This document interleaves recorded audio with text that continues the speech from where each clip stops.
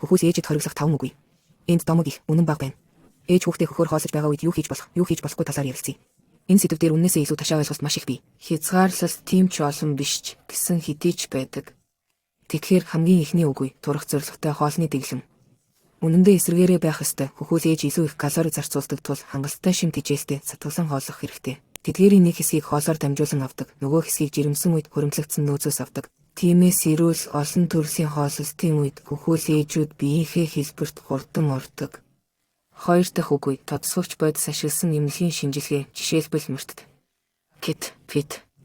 Хэрэв ийм шинжилгээ хийх зайлшгүй шаардлагатай бол дараагийн 12-24 цагийн турш хүүхдээ хөхүүлэхээс зайлсхийх хэрэгтэй. Рентген болон хит авиан шинжилгээ аюулгүй. 3 дахь нь аппаратны гоо сайхны үйлчилгээ, нүүр болон хууханд хийдэг мезотерапи, фото болон лазер эпиляци. Эдгээр процедурыг хөхүүл үед хийхийг хориглодог. Учир нь энэ хугацаанд үйлчилсэн бүрэн судлагдаагүй бөгөөд үр дүн нь таамаглахын аргагүй.